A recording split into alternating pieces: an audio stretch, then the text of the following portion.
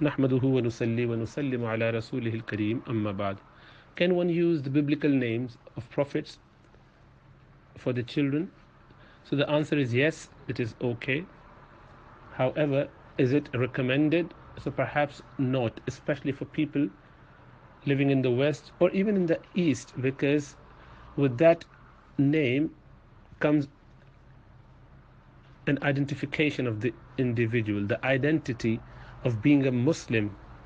There are specific ways one can find out that certain individual is a Muslim. So if someone knows you as Aaron as opposed to Harun, or Moses as opposed to Musa, you might be more,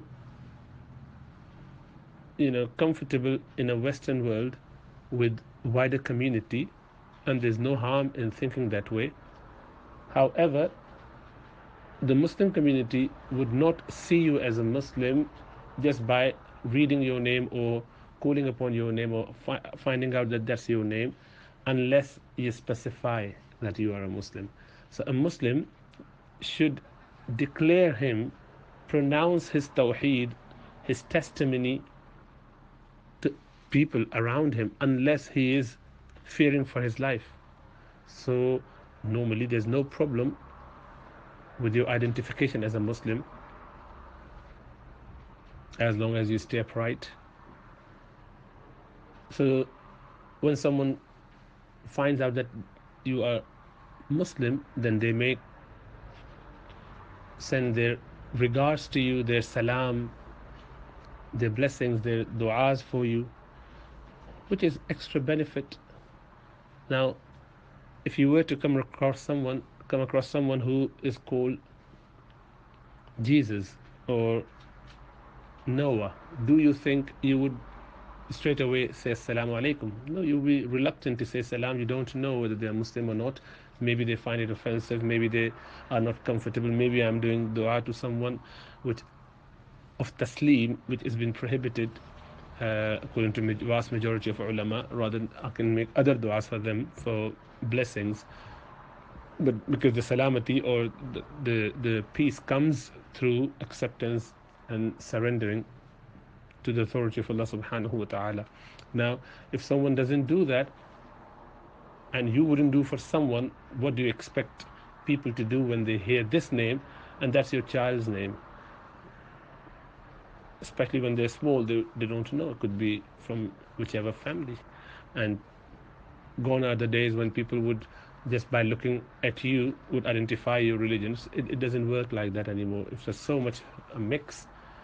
So to keep a name which may confuse people, it might not affect you, but at least you deprived your own children of the blessings from the pious people around.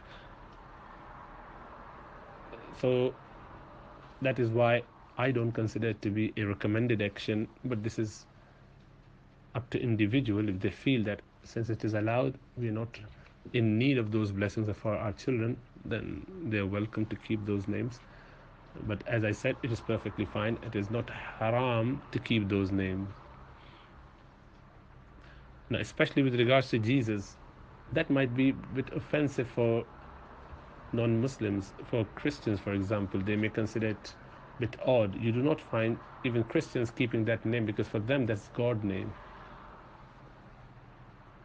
And there may be people thinking that, are you pagan? Are you even, Christian or whoever? Maybe there's some denomination in Christianity that allows people to keep Jesus as the name or recommend it, but you wouldn't see that as a common name. But anyway, those are the things one should think about, rather than just going by, oh, be easy for people to pronounce it properly. Oh, they don't make it a little bit like, funny name, unlike the name that we opted for. So just keep it in English style, and then the people will. So what about when you come to Muslim communities? You go back to your place and you find people are calling you all different sorts of name. In fact, thinking that you may maybe even teasing that son or daughter who's been given a name which is a biblical name. So think about all those nuances. May Allah make it easy, inshallah ta'ala. But summary is that it is okay to keep certain names though.